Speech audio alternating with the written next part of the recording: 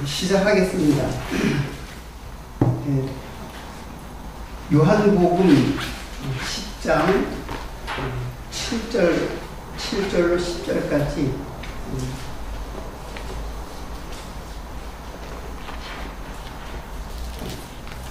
제가 봉독해 드리겠습니다. 그러므로 예수께서 다시 이르시되 내가 진실로 진실로 너희에게 이르노니 나는 양의 문이라. 나보다 먼저 온 자는 다 절도요 강도니 양들이 듣지 아니하였느니라. 내가 문이니 누구든지 나로 말미암아 들어가면 구원을 얻고 또는 들어가며 나오며 꼴을 얻으리라. 도적이 오는 것은 도적질하고 죽이고 멸망시키려는 것이요 내가 온 것은 양으로 생명을 얻게 하고 더 풍성히 얻게 하려는 것이라.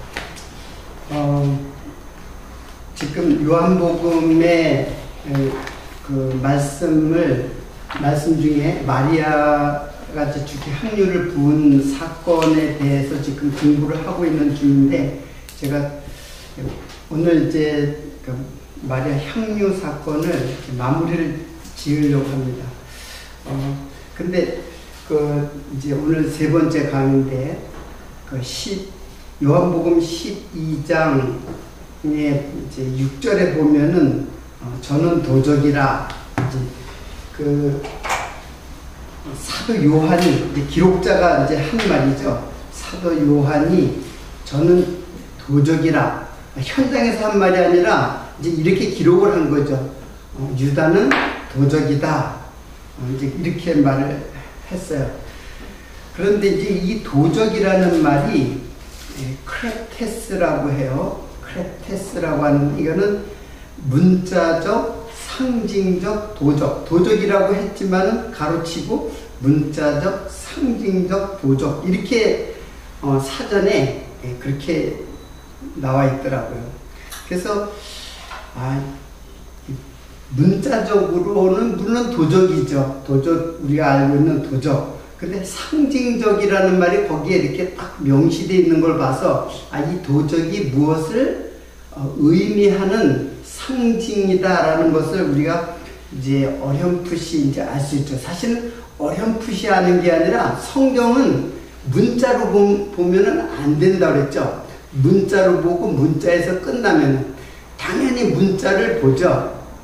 뭐 어떤 내용이든지 문자를 보지만은 문자만 보는 게 아니라 문자 속에 감춰져 있는 그 상징적 의미, 이게 우리가 성경을 보는 목적이에요. 이게 문자를 통해서 보는 거지만 문자를만 보는 것은 아니라는 얘기죠. 그러면 도대체 도적이 상징하고 있는 것은 무엇인가? 이것을 지난주에 제가 유다가 이제 그 도적이라는 게 이제 상징적인, 즉 돈꾀에 있는 것을 이제 훔치는 그런 도적이 아니라, 그래서 돈꾀라는 것도 그냥 우리가 일반적으로 말하면 그 돈상자 그런 뜻이 아니라고 그랬잖아요. 제가 그게 생각이 잘 안 나는데, 글로사하고 옷술이라고 하는 것의 합성어인데, 글로사라는 게 말이거든요. 말. 고린도서에 보면은 그게 이제 방언으로 이제 나와 있는데 말이란 말이에요. 그래서 방언이 다른 사람에게는 그 방언으로 들리는 거예요. 이제 복음이 방언으로 들리는 거예요. 들리지 않는다는 뜻이에요. 똑같은 말을 했는데도 그 말의 뜻을, 그 깊은 뜻을 알아듣지 못할 때에 그거는 방언이 되는 거죠. 하나님 말씀도 우리 알아듣지 못하는 자에게는 방언이 된단 말이에요. 그래서 이 절도나 강도가 도대체 어떤 뜻인가를 좀 오늘 더 좀 살펴보려고 생각을 했습니다. 그래서 요한복음 오늘 본문 말씀을 제가 이제 인용을 한 거예요. 그래서 예수님께서 나는 양의 문이다, 이제 그런 말을 하면서 나보다 먼저 온 자는 절도요 강도니 그랬어요.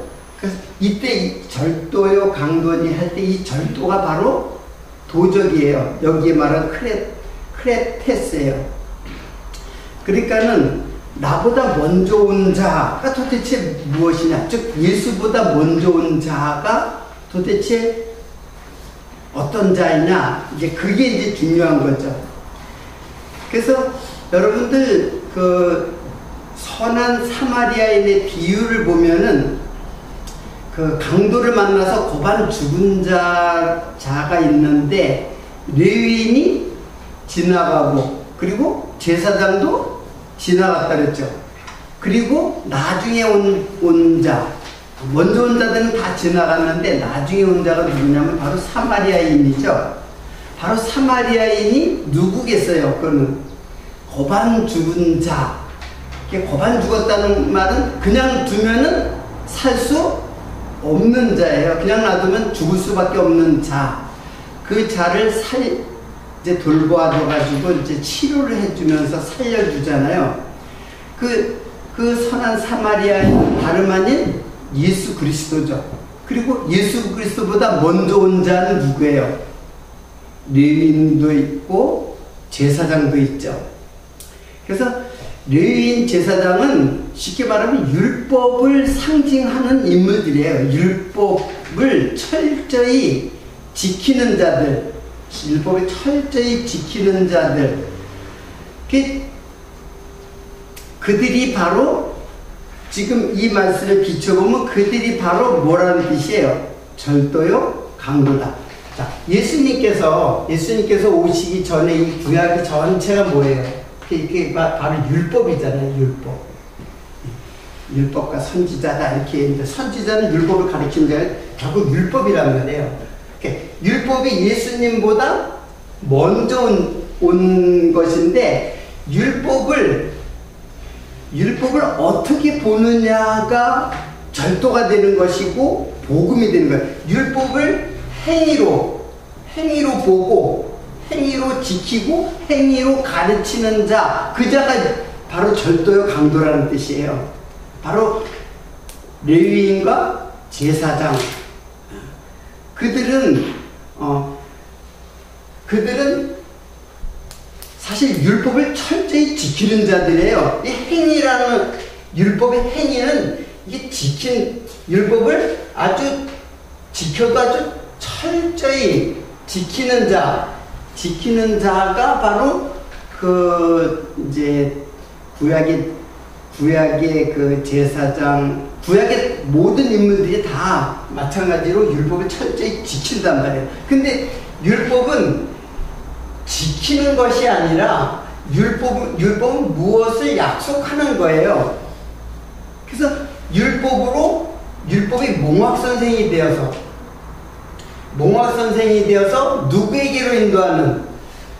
예수에게로 인도하는 그런 율법이라야 되는데 율법을 제대로 율법을 알고 율법이 몽학선생이 되어서 예수를 증거하는, 그래서 예수를 가르쳐주는 자가 되어야 되는데 행위를 가르쳐주는 거예요. 그 행위를 가르쳐주다 보니까 자기 의가 된 거예요.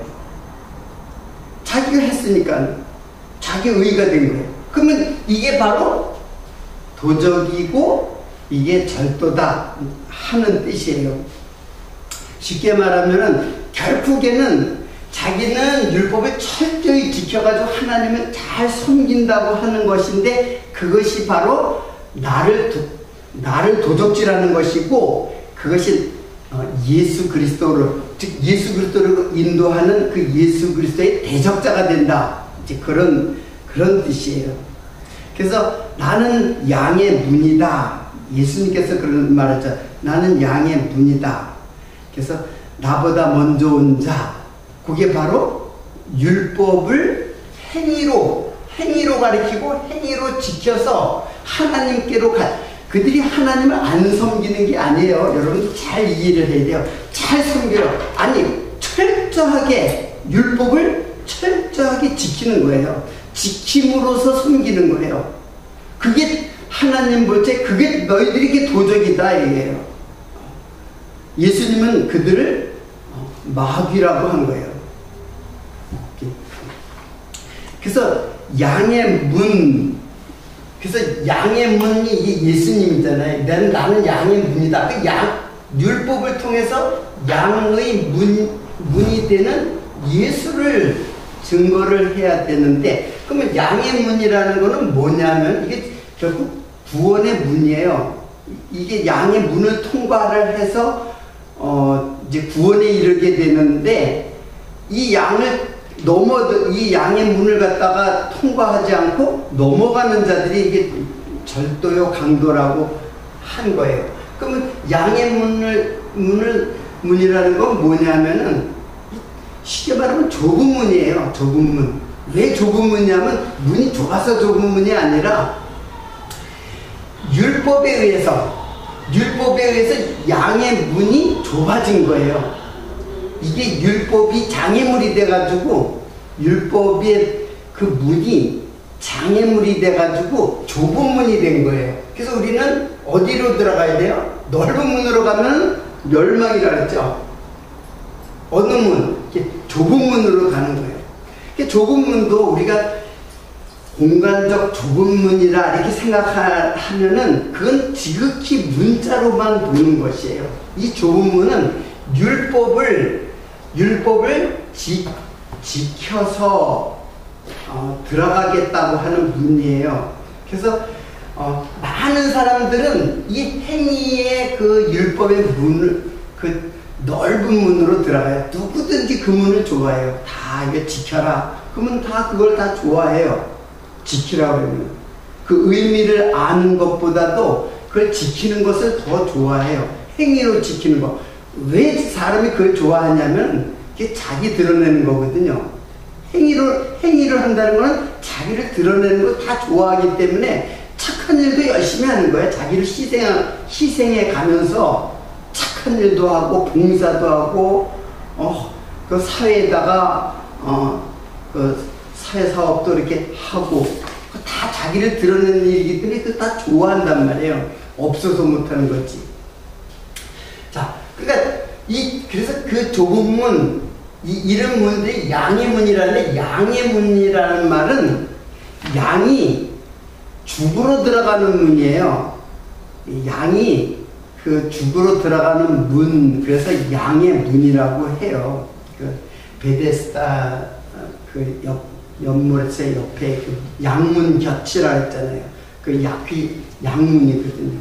그래서 양이 죽으로 들어가는 것, 즉 예수께서 십자가에 죽으심으로써 우리가 좁은 문, 이게 바로 하늘의 문이고, 이게 바로 무슨 문이에요? 이게 천국 문이거든요.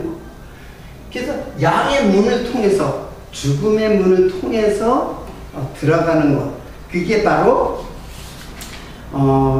양의 문이에요. 즉 예수 그리스도란 말이에요. 유다는 여러분, 율법은 그 십계명 중에 도적질하지 말라고 했죠. 그러니까 유다는 철저하게 이 메시아, 그리스도 메시아에 대한 사상이 잘못된 거예요. 그 유다는 자기 민족을 위한 메시아였어요. 자기 민족을 위한 메시아. 그러니까 자기 민족이니까는 자기 민족이니까 이게 뭐 육체잖아요.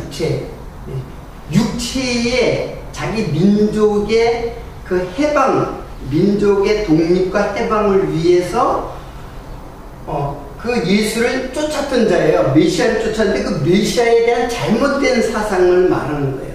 그러면 메시아는 그러면 어떤 자가 메시아냐?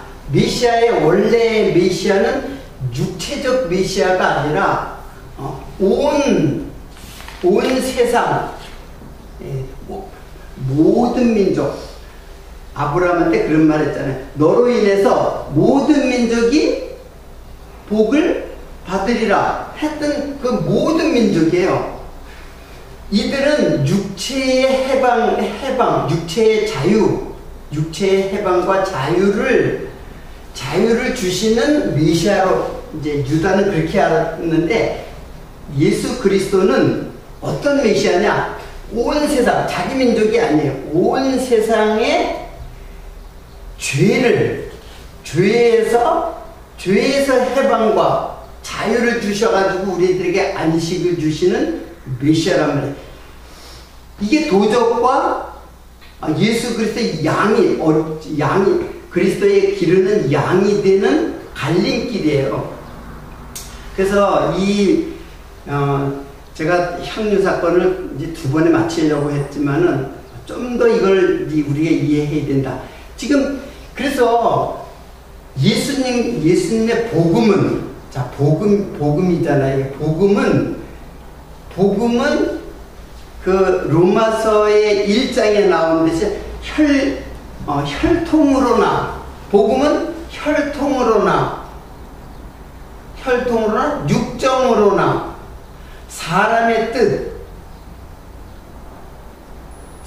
뜻으로 나지 아니하고 그랬잖아요. 혈통으로나 육정으로나 사람의 뜻으로 나지 않고 오직 하나님께로서 난 자다. 하나님께로서 난 자다. 하나님께서 너를 낳았다라는 말이 이제 탄생했다는 뜻이 거듭나는 것을 말하는 거죠. 그러니까는 지금 유대인들이 메시아를 지금 기다리고, 지금도 유대인들은 메시아를 기다리고 있어요. 그건 어디까지나 아직까지도 자기 민족을 압제하는 나라로부터, 당시에는 로마 나라죠, 거기로부터 해방시키고 독립시킬 것을 그런 메시아로 알았어요. 근데 예수님은 이미 그거 아니다라고 하는 거예요. 근데 유대인들은 지금까지도 그 메시아를 갖다 기다리고 있잖아요. 마찬가지예요. 똑같이 우리도 자기 민족은 자기 민족이라 하지만 사실 자기예요. 자기의 육체의 행복, 육체의 복, 육체의 자유, 이런 것을 나에게 해방시켜 주시는 메시아로 하면 그게 유대인이에요. 유대인이 아니라 그런 게 유대인이란 말이에요. 지금도 예수를 믿지 않고 유대인이 아닌 한국 사람이라도 예수를 이런 개념으로 믿는다면 그게 바로 유대인이에요. 그래서 예수님이 이걸 다 부정해버리잖아요. 이거 다 부정하는 거예요. 유대인들, 너희들을 위해서 온 내가 아니다. 나는 온 세상의 죄를 해방시키시는, 모든 자의 죄를 구속하여서 해방시켜주시는 그 메시아다. 그걸 가르쳐줘요. 그러니까 율법을, 지금도 마찬가지, 율법을 어떻게 가르치느냐가 중요한 거예요. 율법을, 지금 구약 전체는 율법이거든요. 구약을 어떻게 가르치느냐, 예수로 가르치느냐 아니면 행위로 가르치느냐, 그게 갈림길이에요. 다 예수 증거하는 말이거든요. 그것이 바로 그러니까는 지금도 많은 지도자들 있잖아요. 목회자들, 지도자들 이렇게 해야 됩니다. 결론 보면 알아요. 끝을 보면 아는 거예요. 결국 이렇게 해야 됩니다. 저렇게 해야 됩니다. 그렇게 하면 안 됩니다. 그렇게 하면 죄를 짓는 것입니다. 이렇게 가르치는 자. 여러분, 율법에 도둑질 하지 말라고 했잖아요. 율법에 도둑질 하지 말라고 했잖아요.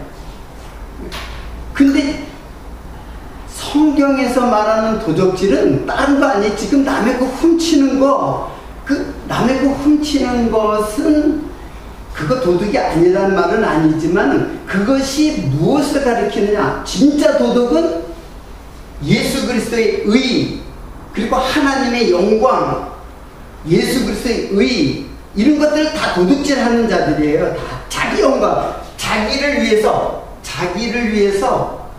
남의 것을, 이웃의 것을 훔치는 자. 그 이웃이 누구냐면 바로 예수 그리스도거든요. 우리에게 이웃이라는데 사실은 이웃은 바로 예수 그리스도예요. 그러니까 예수, 하나님을 훔치는 자, 예수를 훔치는 자예요. 예수님이 하나님인데, 그러니까는 결국은 그게 무슨 뜻이냐면은 하나님의 그 영광의 보좌를 찬탈하는 거예요.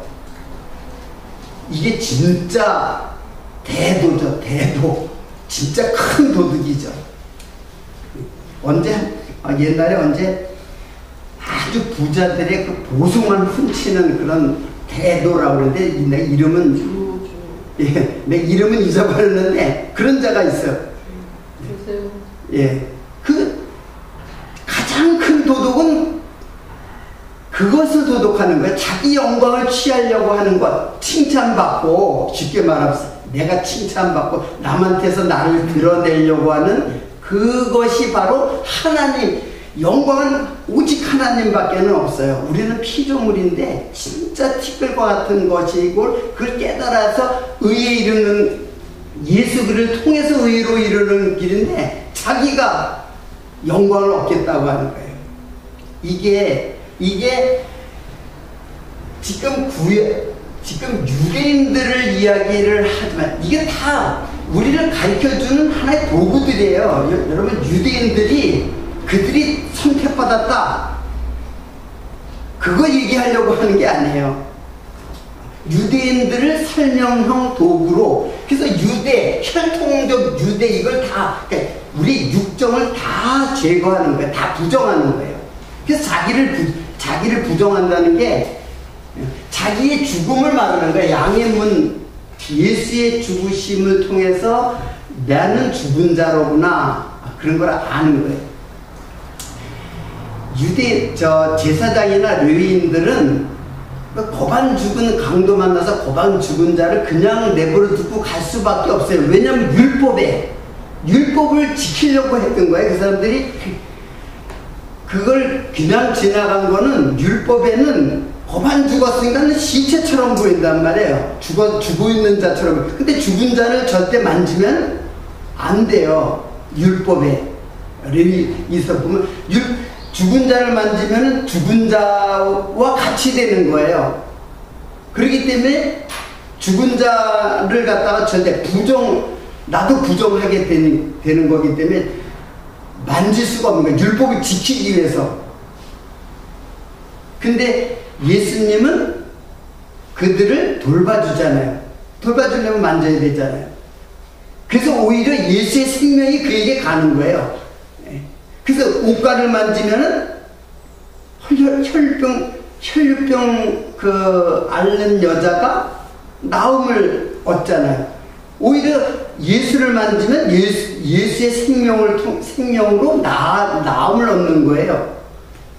그러니까 생명 대신 예수 그리스도를 증거하는 것이 율법이지, 도둑질하지 말라의 진짜 뜻은 뭐냐면 하나님의 자리를 탈취하지 마, 도둑질하지 말라. 그 하나님의 자리를 탈취했던 그 도둑질했던 자가 최초의 인물이 누구겠어요? 하나님의 자리를 탈취하려던 최초의 인물 누구겠어요? 창세기에, 예, 그렇죠, 아담과 하와잖아요. 먹지 말라는 거 왜? 하나님, 너 그거 먹으면 하나님과 같이 된다. 그 죄를 범한 거예요. 그래서 인간은, 여러분, 이 말을 듣고 그럼 도둑질하지 말아야지, 그리고 하나님의 영광을 탈취하지 말아야지, 그것도 행위로 가리키는 거라니까요. 그것도 그냥 나는 도둑놈이구나, 그거를 알라고, 율법은 그거를 알라고 주는 거예요. 난 도둑놈이 되지 말아야지라고 가르쳐주는 건 여전히 행위를 가르쳐주고 행위로 율법을 지키는 자란 말이에요. 나는 이 도둑놈이라고 하는, 도적이라고 하는 것에서 벗어날 수 없는 자로구나. 나는 남의 것을 탈취하면서 살아가는 존재로구나. 그럴 수밖에 없는 존재로구나. 그거를 깨닫는 것, 그게 예수 그리스도에게로 가는 몽학선생이 되는 거예요. 그래서 뭘 하지 말라. 성경은 하라 하지 말라라고 하는 율법의 그 겉을 다 이렇게 가르친다는 말이에요. 다. 내가 많은 설교도 이렇게 또 봤는데 다 결론적에 가서는 결국 우리의 행위를 어떻게 해요? 강요하고 행위로 하나님께 나아가도록 하는. 그래가지고 뭐 심파업도 아니고 그냥 막 감동을 갖다가 쥐어 자르는 것. 설교는 감동이 아니에요. 거룩한 감동이 따로 있죠. 인간의 감정을 사로잡는 게 아니에요. 그건 오히려 사단이 하는 일이에요. 사단은 어떻게든지 불쌍하신 예수님 그 모진 십자가의 고통을 어떻게 당하셨나 하면서 그냥 심파극으로 인간의 눈물을 자아내려고 하는 그런 말씀이 아니라 그냥 선포해요. 듣든지 안 듣든지 그건 하나님께서 자기가 뭔데 하나님 말씀을 듣게 해요. 그냥 선포하면 끝이에요. 설득이 아니에요. 하나님 말씀은 그냥 선포하면 듣고 안 듣는 건 하나님께서 다 하시는 일이에요. 근데 자기가 내 말 꼭 들어야 돼 한다는 그런 가짐으로 그거는 진짜로 설교자들은 누구나 이제 그런 유혹에 노출이 돼 있어요. 이걸 좀 깨닫게 해야 될 텐데 그런 안타까움이 없는 건 아니지만은 그러나 어디까지나 듣고 안 듣는 건 하나님께서 듣게 하실 자 듣게 하시고 못 들을 자 아까 방언처럼 안 들리는 거야. 무슨 말인지 도저히 들리지가 않는 거야. 그냥 하나님의 말씀은 결국에는 그 성령께서 그리스도의 영께서 우리들의 마음속에 내 마음을 조명해 주지 않으면 절대로 소경에서 벗어나지 못해. 그래서 유대인 전체를 몰아세요. 예수님이 너희도 소경이다 라고 하는 거예요. 너희도 소경이다. 근데 유대인들은 우리가 소경인가? 그러잖아요. 너희가 소경인데 본다고 하는 거예요. 자기가 소경인데 자기는 본다고 하는 거예요. 그러니까 너희 죄가 그저 있느니라. 소경은 죄인이거든요. 그러니까 소경인데 자기는 본다고 하는 거예요. 나는 의롭다고 하는 거예요. 그게 진짜 소경이고 진짜 죄인이에요. 근데 내가 소경이구나. 소경인 줄 알면은 어떻게 하겠어요? 예수님 메시아에게 나 좀 불쌍히 여겨주세요. 내 눈 좀 띄워주세요. 그렇게 얘기한단 말이에요. 그것밖에는 없어요. 내 눈 좀 띄워주세요. 내가 말씀을 잘 깨달을 수 있도록 내 눈 좀 띄워주세요. 그것밖에는 없어요. 뭘 하려고 그래요? 뭘? 아직까지 자기가 살아있어가지고 자기가 뭘 하려고 했는다는 거는 소경이 아니기 때문에 뭘 하려고 하는 거예요. 본다고 하기 때문에. 자, 한 구절을 본데 이거는 이사야서 이제 29장 13절인데 요거 제가 읽어드릴게요.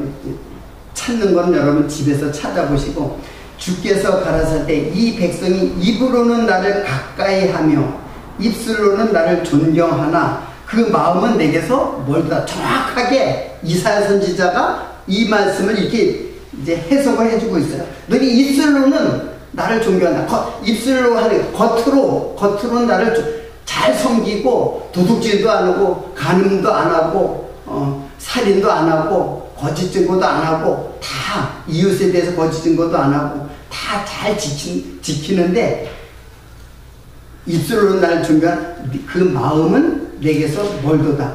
그들이 나를 경외하면 사람의 계명으로 가르침을 받았을 뿐이라. 여기 입으로는 하나님을 가까이 한다. 이 가까이 하다가 나가시거든요. 나가신데 이게 무슨 뜻이냐면 무거운 짐이란 뜻이에요. 무거운 짐. 그러니까 나를 가까이 하는데 무거운 짐, 즉 법이에요. 법으로 가면은 무거운 짐이에요. 하나님을 섬기는 게. 그렇잖아. 율법을 지키려면 무거운 짐이란 말이야. 지키기 힘든 짐. 그러니까는 율법을 무거운 짐으로, 법으로 하나님께 가까이 나간다. 그래서 수고하고 무거운 짐진 자들아 다 내게로 오라. 그 무슨 짐이겠어요? 율법의 짐이잖아요. 그게 율법의 짐을 짐진 자들아 다 내게로 오라. 내가 너희 쉬게 했다. 그 율법 내가 다 성취해가지고 완성시킨 그 예수 안에 들어와서 안식을 누려라. 그리고 사람의 그런 것을 그게 뭐냐면 나를 경외한다고 하는 것인데 그게 사실은 사람의 계명으로 가르침을 받은 것뿐이다. 율법의 본래의 목적을, 본래의 용도, 목적을 사용하지 않고, 그거는 몽학선생으로서의 역할과 예수 그리스도에게로 가는 길이 되는 건데, 율법은. 근데 행위로 가르치는 거야. 하나님 뜻이 아닌 행위로 가는 자.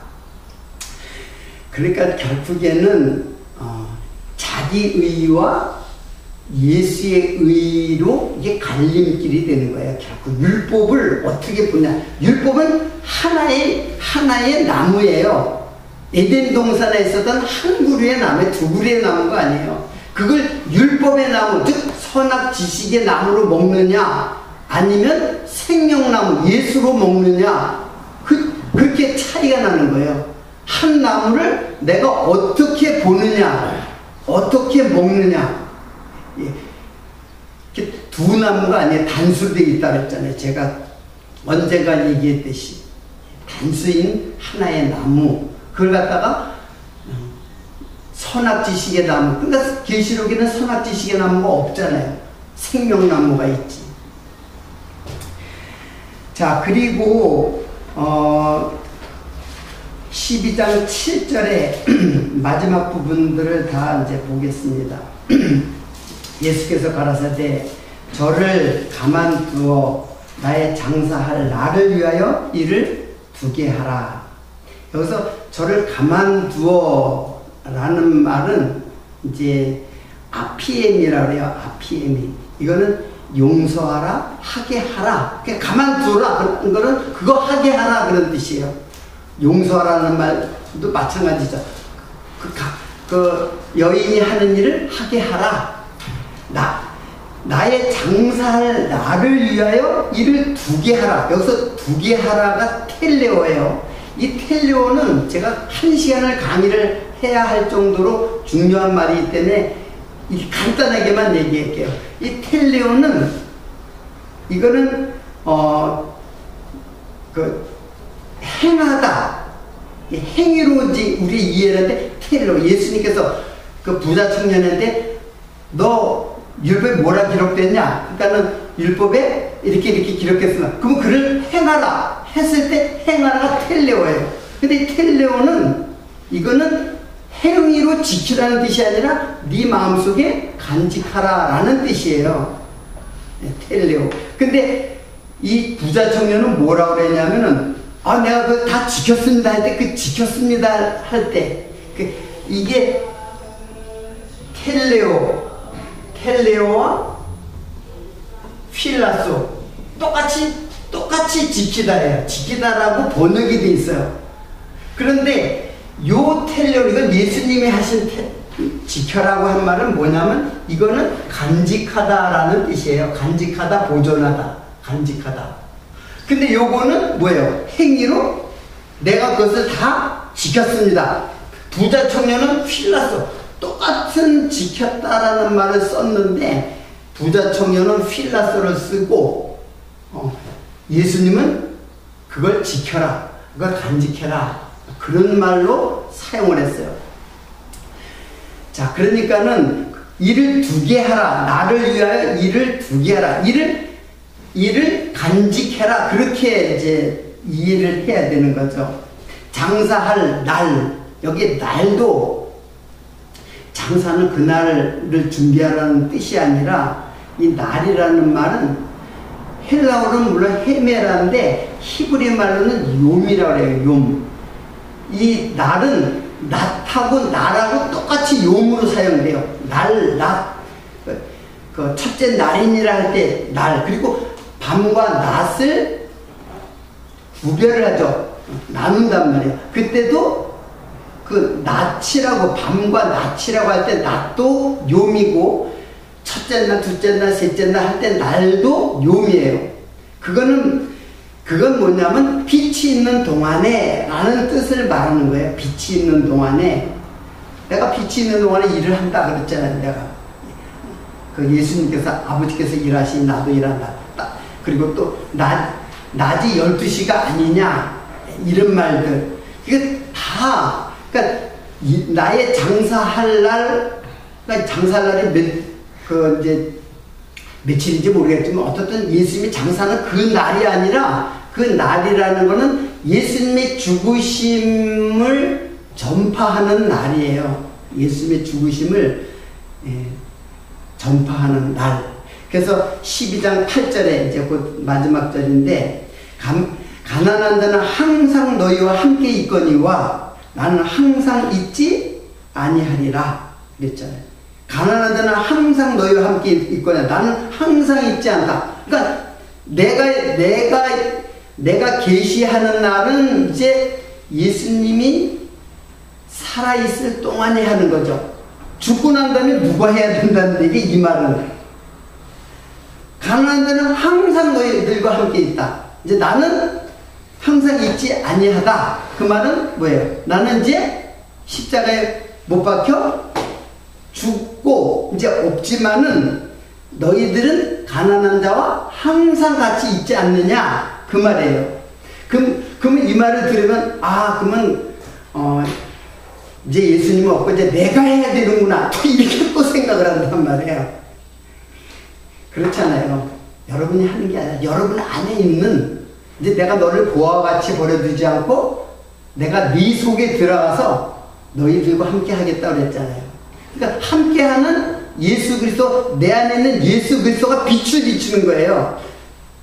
그 빛에 의해서 어둠이 물러나고 빛으로 나오는 거예요. 내가 비추는 게 아니에요. 너는 세상의 빛이다. 그러니까 내가 빛이라는 게 아니라 너는 빛의 자녀다. 빛의 부모이 되시는 예수 그리스도가 빛이에요. 우리는 그 안에 들어가 있는 자예요. 그리고 지금 나는 예수님이 안 보이고 내가 보이잖아요. 근데 내 안에 누가? 예수 그리스도가 지금 비치는 거예요. 예수 그리스도가 비춰가지고 복음으로 어둠에 앉아있는, 흑암에 앉아있는 백성들을 일어나게 빛의 자녀로 인도하시는 거예요. 그러니까 내가 하는 게 아니에요. 항상 내가 한다는 말을 갖다 그렇게 이해되는 말이 있으면 그건 체크를 해야 돼요. 이렇게 해석될 수가 없다고 그렇게 생각을 하고 읽어야 돼요. 그렇게 되면 다 풀려요. 근데 이건 이때는 이랬다가 저때는 저랬다가 왔다 갔다 하는 게 아니란 말이에요. 그거는 왜 그러냐면 문자로 보기 때문에 어떤 때는 행하라고 했다가, 더군다나 그 헬라어에서는 이렇게 구분이 돼 있는데 어떤 말은 그냥 똑같이 막 이게 전혀 다른 말인데도 똑같이 그냥 번역이 돼 있으니까는 잘 이해를 할 수가 없죠. 제가 좀 준비한 것이 좀 많은데 요거 하나만 그 소개를 하고 마치도록 하겠습니다. 이게 뭐냐면 시편 23편이에요. 시편 23편, 어떻게 마리아가 한 행동을 정말로 구약에 이게 시편이 이게 그 다윗의 시인데, 다윗이 1000년 전에 다윗이 어떻게 그 마리아가 한 일을 그대로 이렇게 묘사를 한 것처럼 예언하는, 이거는 마리아를 예언하는 게 아니라 예수를 예언하는 시예요. 그러니까 예수에 대한 예언이에요. 제가 한번 읽어드리겠습니다. 여호와는 나의 목자시니 내가 부족함이 없으리로다. 그가 나를 푸른 추장에 누이시며 쉴만한 물가로 인도하시는도다. 내 영혼을 소생시키고 자기 이름을 위하여 의의 길로 인도하시는도다. 요건 의의 길로 인도한다 그러니까는 이게 바로 십자가의 길이에요. 십자가의 길로 나를 인도한다. 내가 사망의 음침한 골짜기를 다닐지라도, 그러니까 십자가의 길이 사실은 예수님의 길은 사망의 음침한 길이야. 항상 예수님은 대적자들이 항상 예수님 앞에 놓여 있어요. 그래가지고 예수를 어떻게 하면 죽일까? 이게 바로 사망의 음침한 골짜기를 다닐지라도 해를 두려워하지 않는 것은, 내가 해 받은 것, 십자가에 죽는 거 두려워하지 않는 것은 왜? 주께서 나와 함께 하시리라. 임마누엘이죠. 예수의 이름이 임마누엘이잖아. 하나님이 우리와 함께 계시다라는 말이 예수님의 또 다른 이름이잖아요. 주의 지팡이와 막대기가 나를 안위하시나이다. 주께서 내 원수의 목전에서 내게 상을 베푸시고, 여러분 여기 상을 베푸시고, 상이 무슨 상이라고 생각돼요? 상이 뭔 뜻이에요? 일단 여러분 상이 이런 상이 있고 이런 상이 있잖아요. 예? 이 상은 무슨 표창장을 받고 상장을 받고 그런 상이고, 근데 이 상은 지금 이 상이 아니고 요 상이에요. 상이 뭐야 이게? 식탁 상이라 그러니까는 식탁이에요. 식탁. 이게 뭐냐면 6월절의 식탁이에요. 6월절은 뭐예요? 예수님이 죽으심이잖아요. 6월절은 어린 양 예수가 죽으신 것. 그래서 내 원수의 목전에서 내게 상을 베푸시고, 그들은 원수의 목전에서 내게 상을 베푸, 기름으로 내 머리에 바르셨으니, 진짜 예수님은 메시아, 기름 부음을 받은 자가 그리스도잖아요. 그리스도가 메시아고, 그 뜻이 기름 부음을 받은 자. 진짜 기름은 누구한테 받은 거예요? 마리아가. 예수님 머리에 기름 부은 사람 누가 있어요? 마리아밖에. 마리아가 진짜 예수님의 머리에다가 기름을 바르셨죠. 그래서 내 잔이 넘치나이다. 그러니까 6월절의 상은 이게 슐한인데 이게 상이에요. 이게 만찬상이에요. 더군다나 잔치상이란 말이에요. 잔치상. 이게 십자가의 피로 차려진 잔치상, 이렇게 이해를 하면 돼요.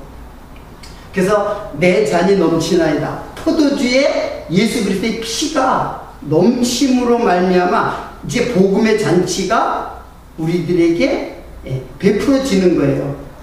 예수의 피로 잔치를 베푸는 거예요, 우리가. 그래서 그 내 잔을 마시라고 그랬잖아요. 그 예수의 피를 마시라는 거예요. 복음을 너희들이 마시라고 하는 거예요. 내 머리에, 기름으로 내 머리에 바르셨으니, 역시 예수의 죽으심이죠. 메시아는 제사장의 직임도 있거든요. 상직이 왕, 제사장, 선지직이니까. 그래서 성령이 부어지는 것에 대한 상징으로 기름을 붓는 거예요. 그래서 우리가 성령을 받으면, 자, 이미 여러분 성령을 받았어요. 그러면 받은 자는 어떻게 해요? 성령 받으면 힘이 불끈불끈 나는 게 아니라 자기를 어떻게 해요? 부인하는 거예요. 자기 죽음을 말하는 거예요. 성령을 받으면은 자기가 죽는 거예요. 성령을 받으면 뭐 힘이 나가지고 복음의 힘을 발휘하는 것이야. 복음의 힘은 나는 죽고 예수가 발휘하는 거죠. 그래서 나는 자꾸 죽는 게 복음이에요. 나는 자기 부인, 자기를 부인하고 자기 십자가, 자기 죽음이잖아요. 그것이 바로 예수를 쫓는 길이다. 그러니까 내가 예수를 쫓으려고 나를 죽이는 게 아니라 성령이 나를 죽이게 돼 있어요. 성령이 나를 죽이니까 그 길을 가는 거예요. 내가 죽는 게, 죽는 것도 자기가 죽는 건 죽지를 못한다니까요. 그건 아직까지 자기가 살아있다는 증거예요. 죽는 것도 내가 나를 죽이는 게 아니에요. 자기를 죽일 수 있는 사람은 아무도 없어요. 그런 능력이 우리는 없어요. 내가 나를 죽일 수 있는 능력도 없어요. 성령께서 나를 날마다 죽게 만드시는. 그래서 지난주에 순교에 대해서 얘기를 했잖아요. 순교, 목배임을 당한 자. 그래서 우리는 날마다 순교하는 자로 살아가는 것, 이게 바로 율법을 예수에게로 인도하는 길. 율법은 길이라는 뜻이 있거든요. 가르친다는 길이라는 뜻이 있거든요. 그 길로 가는 자들이에요.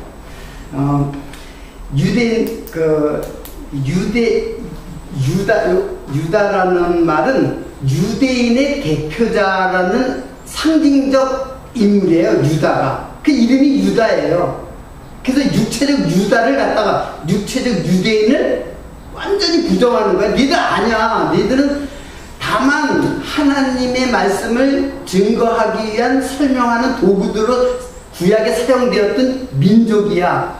진짜는 뭐예요? 진짜는 육체적 이스라엘이 아니라 영적 이스라엘.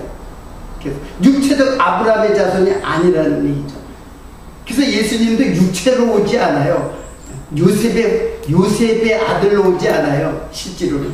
말의 몸을 빌렸은 거는 육체로 오기 위해서 온 것이지만 실제로는 유대인의 아브라함과 다윗의 자손으로 오지 않아요. 누구의 성령으로 오잖아요. 성령으로. 자, 오늘 이렇게 해서 마리아가 주께 향유를 부었던 이 사건을 마무리하도록 하고 다음 시간에 이어가도록 요한복음 이어가도록 하겠습니다. 네, 기도하겠습니다.